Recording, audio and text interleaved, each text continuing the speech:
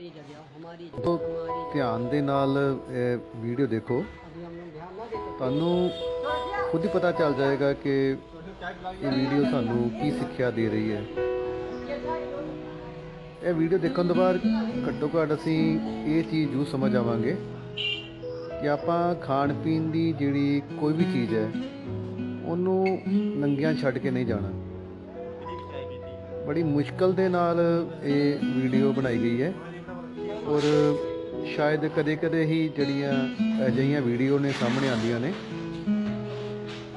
ਤੁਸੀਂ ਖੁਦ ਹੀ ਦੇਖ ਲਓ ਕਿ ਇੱਕ ਕੱਪ ਚਾਹ ਦਾ ਕਿਸੇ ਟੇਬਲ ਤੇ ਪਿਆ ਰਹਿ ਗਿਆ ਤੇ ਸ਼ਿਫਟਲੀ ਜਲਦੀ ਨਾਲ ਨੀਚੇ ਆਈ ਹੈ। ਦੇਖੋ ਕਿਸ ਤਰ੍ਹਾਂ ਦੇ ਨਾਲ ਪੈਰ ਲਗਾ ਕੇ ਖੜੀ ਹੋਈ ਹੈ ਕੱਪ ਦੇ ਨਾਲ ਤੇ ਉਹਦੀ ਜੀਭ ਤੁਸੀਂ ਖੁਦ ਹੀ ਦੇਖ ਲਓ ਕਿਸ ਤਰ੍ਹਾਂ ਲੱਪ ਲਪਾ ਕੇ ਚਾਹ ਪੀ ਰਹੀ ਹੈ। ਹੁਣ ਇਹੀ ਚਾਹ ਅਗਰ ਕੋਈ ਵਿਅਕਤੀ ਪੀਏਗਾ ਖੁਦ ਹੀ ਅੰਦਾਜ਼ਾ ਲਗਾ ਲਓ ਕਿ ਉਹ ਹਸਪਤਾਲ ਜਾਏਗਾ। ਮਿੱਤਰੋ, ਇਹੋ ਜਿਹੀਆਂ ਵੀਡੀਓ ਜ਼ਰੂਰ ਸ਼ੇਅਰ ਕਰਨੀਆਂ ਚਾਹੀਦੀਆਂ ਨੇ ਤਾਂ ਕਿ ਸਾਨੂੰ ਸਿੱਖਿਆ ਮਿਲ ਸਕੇ।